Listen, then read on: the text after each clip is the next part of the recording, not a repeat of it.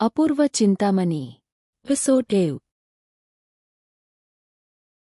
మంచి అనుభవం గల నావికులు జాగ్రత్తగా యోడ నడిపినప్పటికిని గొప్ప గొప్ప తిమింగలంబుల బారినుండి తప్పించుకొనుటే కష్టం కనుక వీలైతే తమరా ప్రయాణం విరమించుకొనడం చాలా మంచిదని హితోపదేశం చేశారు. ప్రాణం పోయిన తరువాత మాట నేను చెప్పలేను కాని ప్రాణమున్నంతవరకు విరమించే పనియుండదు. దైవ నిర్ణయాని కంతరాయముండదు. దయయుంచి నేనక్కడకు వెళ్లే మార్గం చూపండి అన్నాడు సుధాకర్. మహారాజా వారంతటా వర్తకులారా, మీ మాటలను బట్టిచుడ మా చిరంజీవి నొంటరిగా సంపుటకు మనసొప్పకున్నది. మీ రీదివరలో పోయివచ్చినవారు ఎటులైనను మీరు కొన్ని యనుభవముల సంపాదించియుంటారు. మానవ ప్రయత్నానికి లోపం లేకుండా మీ ప్రాణరక్షణకు కావలసిన సదుపాయాలన్నింటినీ నేను చేయిస్తాను. మీకేయే సామగ్రి కావలియునంటే దానినంతా సమకూరుస్తాను. మీరు మా సుధాకరుని కాంస్యనగరం తీసుకొనిపోయి విడిచిపెట్టిరండి. మీరడిగినంత ధనమిస్తానన్నాడు. వర్తకులు కాదనలేక, ప్రభూ, మీ యాజ్ఞ మీరరానిది కనుక ఎల్లుండే ప్రయాణం అని చెప్పి వెళ్ళిపోయారు. ఓద బయలుదేరింది. జయసేన మహారాజు ఓడనిండా ప్రయాణీకులకు కావలసిన ఆహార పదార్థాలనన్నింటినీ సమకూర్చాడు. తిమింగలాలు వస్తే వానిని చంపడానికి వీలైన ఆయుధాలతో సేవకులను నియమించాడు. క్రొత్త దేశంలో రాకుమారుని కవసరమంటూ కావలసినంత ధనమందించాడు. మహారాజుతో బాటు యువరాజు, మంత్రి మొదలైన వారందరూ ఓడలో ఎక్కిన సుధాకరునకు వీడ్కోలు చెప్పి తిరిగిపోయారు. సముద్ర ప్రయాణంలో అనుభవంగల నావికులు జాగ్రత్తగా ఓడ సడుపుచుండగ వ్యాపారులు కాంస్య నగర విశేషాలు రాజబంధువునకు వివరించి చెబుతున్నారు. సముద్రంలో ఓడవారం రోజులు నడిచింది. ఆకాశంలో ఎగురుతున్న పక్షులను చూచి మనం మణిద్వీప తీరం చేరుకుంటున్నామని ప్రయాణీకులను కొనసాగారు. భగవానుని దయవలన ప్రమాదం పాలు కాకుండా అనుకున్న చోటును చేరుకుంటున్నందుకు ఓడలోని వారందరూ సంతోషించుచుండగా చీకటిపడింది. నావలో దీపాలు వెలిగించారు. అంతలోనే గాలిలో మార్పు కనిపించింది. వాన సూచన నిచ్చేగాలికందరూ అనుమానాలు వెలిబుచ్చారు. క్రమంగా వాన ప్రారంభమైంది. గాలి హెచ్చి తుఫానుగా పరిణమించింది. నావికులు సముద్రంలోనికి లంగరులు జారవిడిచారు. ఉవ్వెత్తున లేచి వచ్చే కెరటాల తాకిడి నావకెక్కువయింది. ఆలలతోబాటు పరుగెత్తుగా వచ్చిన తిమింగలాలు గూడ యోడను తాకుచున్నవి. మొత్తమీద భీభత్సం కల్పించుచున్నందున ప్రయాణికులు బ్రతుకుల మీదాళలొదులుకొని ఎవరెవరి ఇష్టదైవంబులను వారు తలచుకొంటూండగ సుధాకకూడా జయ మృత్యుంజయ మహామునే నమః అని స్మరించుకున్నాడు. తెల్లవారుజాముకు తుఫాను తగ్గిపోయి ప్రంసాత వాతావరణమేర్పడింది. లంగరులు దీయించి మరల ప్రయాణం సాగించారు. మనసు వికలమైన నావికులు పొరపాటున దారి తప్పించిన కారణంగా హాటక ద్వీపం చేరవలసిన నావ కీచక ద్వీపం చేరింది.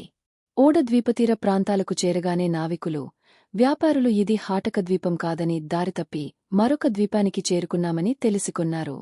ఓడ రేవు చేరింది. తిరవాసులైన కీచకులు నావలో ప్రవేశించారు. అక్కడి వారంకా ఆడవి కీచక జాతికి చెందిన మొరటివాండ్రు.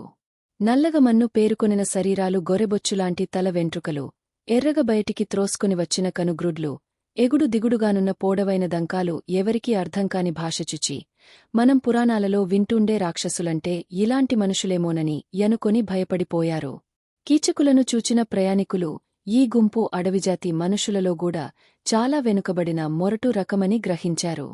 నాగరికత బొత్తిగా తెలియని రెండుకాళ్ల పశువుల బాపతు.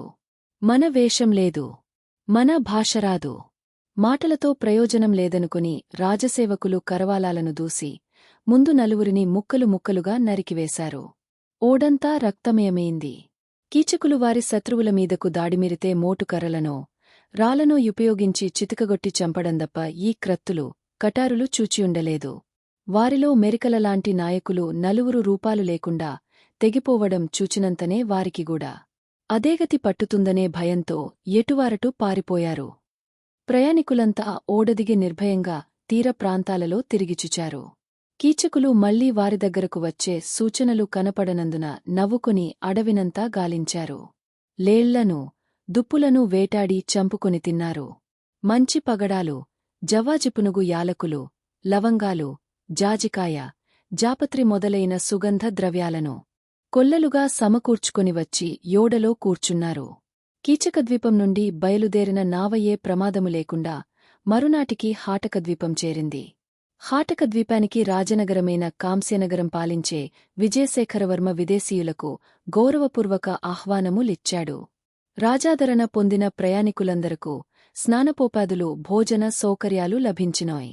ఆనాటి సాయంకాలం వ్యాపారులు సుధాకరుని విజయశేఖరవర్మ భూపాలునకు పరిచయం చేస్తూ, మహారాజా, వీరు మణిద్వీసము నందున్న వజ్రాపురాధీశ్వర చంద్రవర్మ భూపాలుని కుమారులు సుధాకర యుమాజావారు.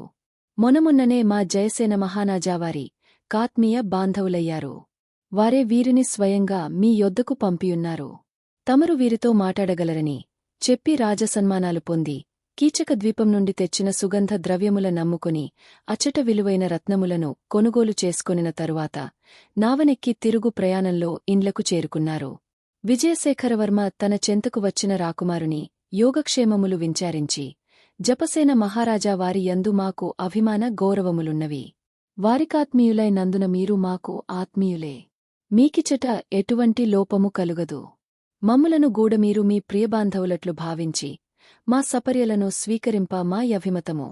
భోజనాలనంతరమున విశ్రాంతిగా తమరు విచ్చేసిన కార్యమేదియో తెలిసికొని నాకవకాశమున్నంతవరకు తప్పక తోడ్పడగలను. అందుకు సుధాకర్ వినయపూర్వకముగా నమస్కరించి, తమరు చేయనున్న యుపకారం నాకొక్కనికి పరిమితముగాదు, మన దేశానికే యుపకారం కాగలదన్నాడు.